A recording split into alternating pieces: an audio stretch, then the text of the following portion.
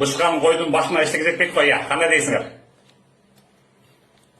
Еще ұйдың сары жүрмесі. Так.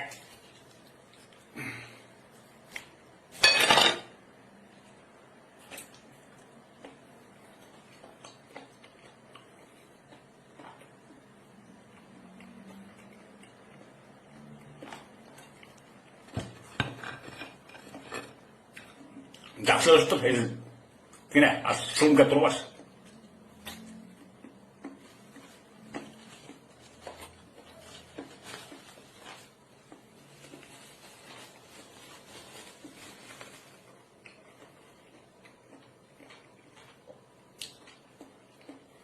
Келіншегім жұмыстан шаршап келіп отырдық. Ас болған мұны. Сағат балансада рұқсат шығарып өзің жеберші деп. Башақта өзі мына етті көп жемейді. Неге дедіккен білмеймін, ұшы азыққа жақсы ұшындай. Ет жешпейді тақылы.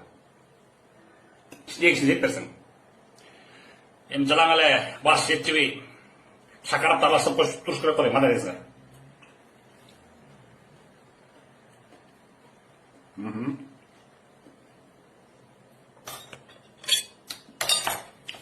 Шақарап еще с картошкой, да?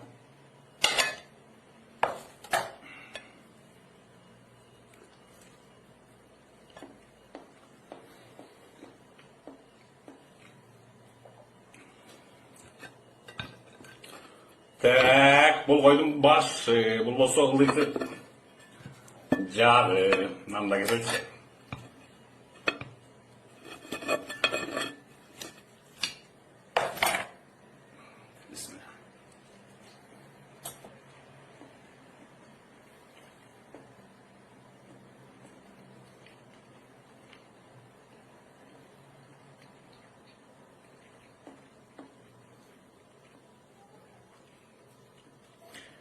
Барлы айтып, Үрқибай, семірбейсің, Үрқибай, семірбейсің, семірген қандай мен деген уже 4 жылдан бері бодибилдер спортзал болып жүріп. Кухняда шорпа жеп отырмын, қайнатма шорпа.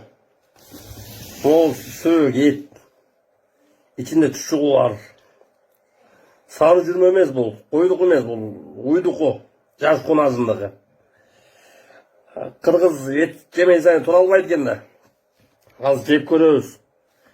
Аябай даамдуу экен.